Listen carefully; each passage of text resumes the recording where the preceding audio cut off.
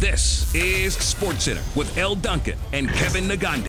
Plenty ahead this hour around the league, including two more costly injuries in Baltimore, plus T.J. Watt getting paid. Adam Schefter has more on both those big stories, but first. Yeah, but first, it's grand opening night. I'm obviously so excited that I did a rookie mistake and I dressed like the set. So there we go. That's how excited I am. I'm also excited because we've got team reporters covering the boys and the Bucks, plus Louis Riddick and Dan Orlovsky getting us set because we are all dressed. Reach Tom Brady as we say hello and bring in our reporters, Ed Werder and Jenna Lane, joining us live from Tampa where tonight's game is. I'm going to start there with you, Jenna. What's the atmosphere going to be like with a full stadium in Tampa tonight?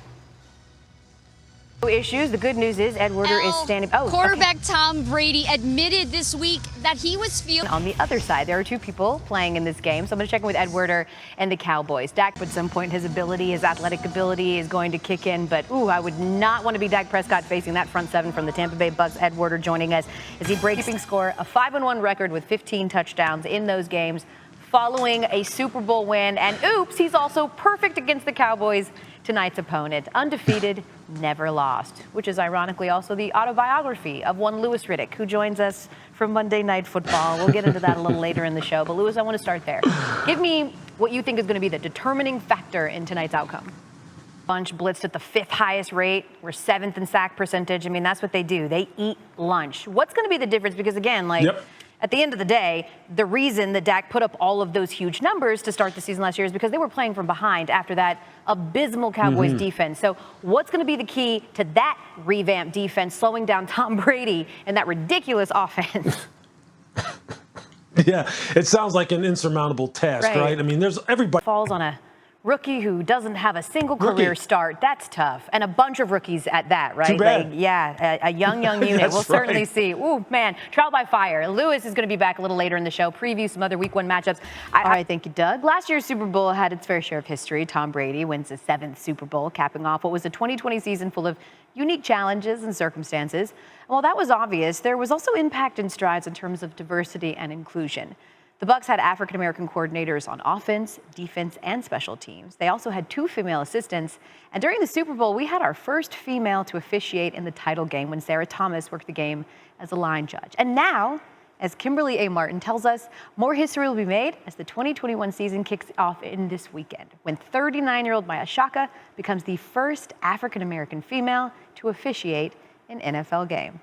She's Elle Duncan. I'm Kevin Nagandi. How about 2 more costly injuries in Baltimore? I mean, it's ridiculous. They're snake bits. Exactly. Plus, T.J. Watt, the opposite of that feeling. He's smiling. He got paid.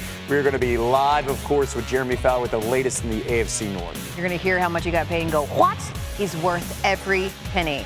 It's grand opening night, though. That's why I'm all dressed up. I'm not joined now by Jenna Lane, who covers the Bucks for us.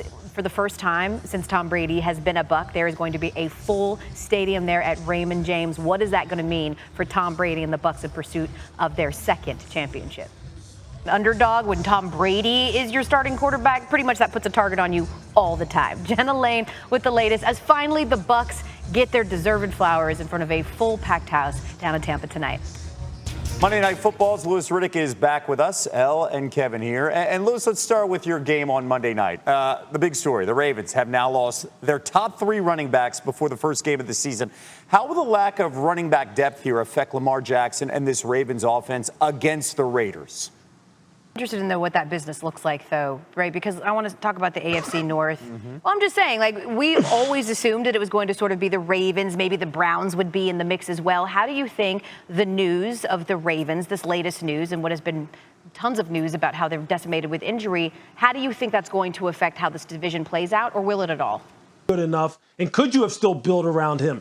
That's a lot of questions that have to be answered, and that's a lot of pressure and responsibility on Matthew Stafford's shoulders. By the way, McVay has a little like Gruden in him when it comes to the love affair with his quarterbacks. So we hear all this great stuff about him and Stafford.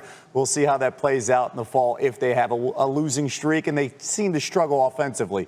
Elle? He's enamored. You mentioned Gruden, and listen, I think that personally, one of the many things that we were robbed of last year, and something that stood out to me, was Raider Nation at Allegiant, finally in Vegas, opening of that stadium. We know we're going to get that in just a few days. That's week 1, Ravens and Raiders in Vegas. Aside from that, Lewis, since you are one of the voices of Monday Night Football, which matchup on Monday night are you most looking forward to this season?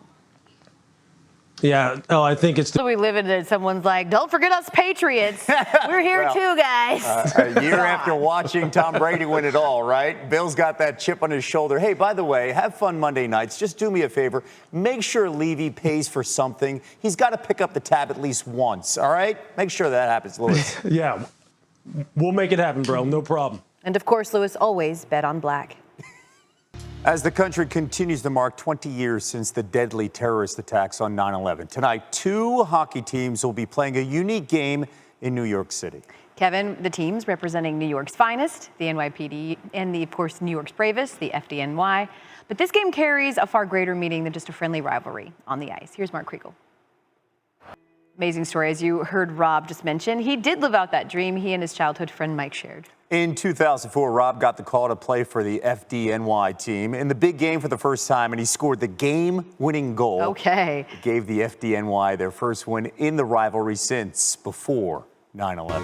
Really it's going to be a tough weekend. It is going to be a very tough weekend. Yeah. But, you know, we've been doing this for 20 years now, right? Like reflecting and using sports as a way to rally together and celebrate. So we'll do that as well. Well said. Enjoy the hockey.